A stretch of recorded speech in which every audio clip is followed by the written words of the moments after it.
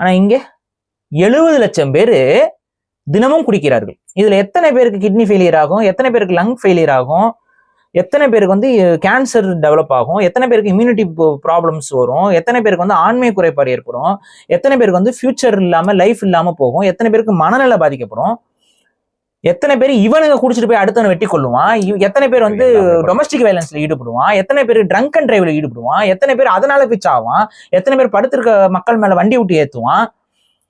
கொஞ்சம் கணக்கு பண்ணி பாருங்களேன், இது எவ்வளவு இருக்கும்னு நீங்க நினைக்கிறீங்க? இதை விட ஒரு பெரிய இனப்படுகொலையே தமிழர்கள் மீது யாராவது செஞ்சிட முடியுமா? அப்பான்னு கூப்பிடணும்னு ஆசைப்படுறீங்க, அப்பான்னு கூப்பிடணும். ஏதாவது பொறுப்பு இருக்கா? ஒரு அப்பானா பொறுப்பு வேண்டாம்? அப்பான்னு எல்லாரும் அழைக்கிறாங்க, யார் அழைச்சா அப்பான்னு? எரிச்சலா இருக்குல்ல. ஒரு கையெழுத்துல முடியுங்க இதெல்லாம்.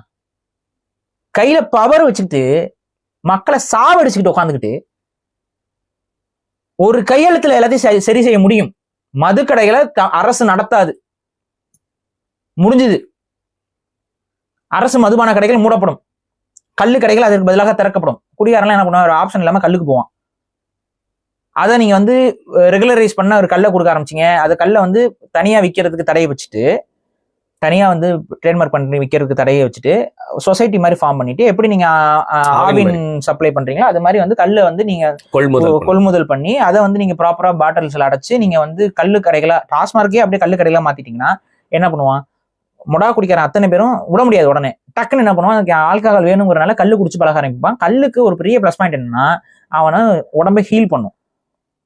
நம்ம குடிப்பான், அவனுக்கு போதை வரும், கொஞ்சம் வரும், அந்த அளவுக்கு வரலனாலும் கொஞ்சம் அளவுக்கு வரும், பட் வயிறு எரிக்காது. கெமிக்கல்ஸ் இருக்காது, வயிறு எரியாது, கம்ப கப்பன்னு தொண்டை எரியாது. அவனுக்கு வந்து அந்த ஹீலிங் ப்ராசஸ்க்கு வந்து யூஸா இருக்கும். இதுல வந்து எனக்கு தெரிஞ்ச ஒரு 3/4 பேரு மதுவை வந்து டைரக்ட் இம்பாக்ட்ல இருந்து வெளியில வரக்கு வாய்ப்பு இருக்கு. நீங்க சொல்லலாம், நீங்க சொல்லலாங்க, பேசலாங்க, பாரிசாலன் இன்னும் கள்ளச்சாராயம் வந்துருங்க. அப்பதான் நான் என்ன சொல்றேன், போலீஸ் ஃபோர்ஸ் அப்பதான் வேணும். என்ஃபோர்ஸ்மெண்ட் போலீஸ் அங்கதான் இருக்குது. போலீஸ் எதுக்கு? தமிழ் தேசிய வீட்டுல சமன் ஓட்டுறதும் அவங்க மேல பெண்கள் வழக்கு போட்டு அவங்களை அலைய விடுறதுக்கு தான் போலீஸ் இருக்குதா?